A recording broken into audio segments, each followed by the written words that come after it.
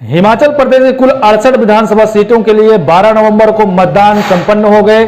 हिमाचल प्रदेश के मुख्य निर्वाचन अधिकारी की वेबसाइट के मुताबिक राज्य में कुल 74.5% वोटिंग हुई है।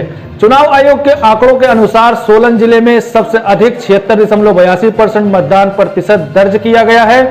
ऊना और कुल्लू जिले में भी सोलन की तरह खूब वोटिंग हुई है, जहां लगभग 76.69% और 76.15% मतदान हुआ है। हिमाचल प्रदेश की राजधानी शिमला में 69.88% मतदान हुआ है।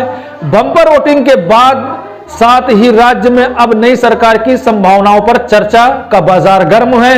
राजनीतिक गतिविधियों और लंबे वक्त से चुनाव पैटर्न पर नजर रखने वाले एक्सपर्ट्स के मुताबिक इस पहाड़ी प्रदेश में इस बार बीजेपी और कांग्रेस के बीच कांटे की टक्कर है।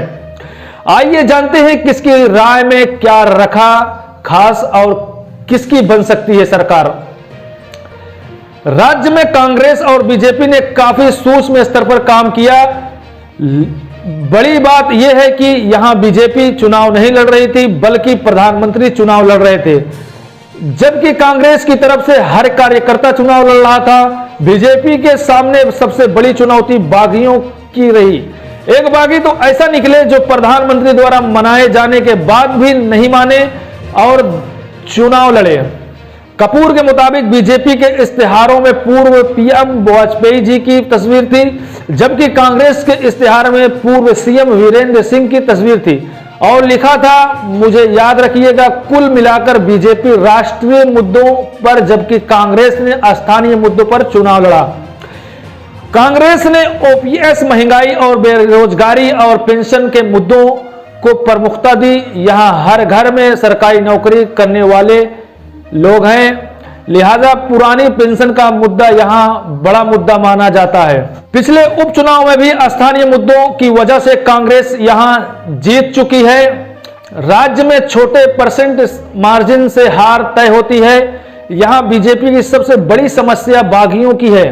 बीजेपी में करीब 2 दर्जन बागी हैं, जबकि कांग्रेस में आधा दर्जन बागी हैं।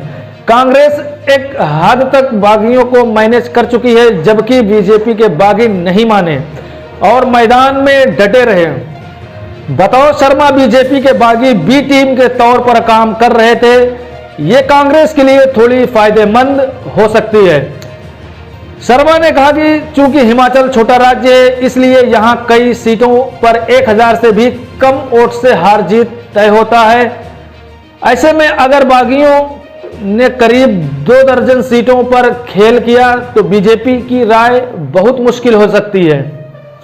2017 के चुनाव में 17 सीटों पर हार जीत 1500 वोटों के मार्जिन से हुई थी। आम आदमी पार्टी हिमाचल प्रदेश में चुनाव मैदान में बिल्कुल नहीं है, लिहाजा मुकाबला बीजेपी और कांग्रेस के बीच ही है। लोकल मुद्दे हावी रहे हैं। ओपीएस वहां एक बड़ा मुद्दा है। वहां करीब हर घर से एक शख्स सरकारी कर्मचारी है। बीजेपी के शांता कुमार बहुत लोकप्रिय और ईमानदार मुख्यमंत्री थे, बावजूद इसके वो हारे, क्योंकि वहां के सरकारी कर्मचारी उनकी नीतियों की वजह से नाराज थे।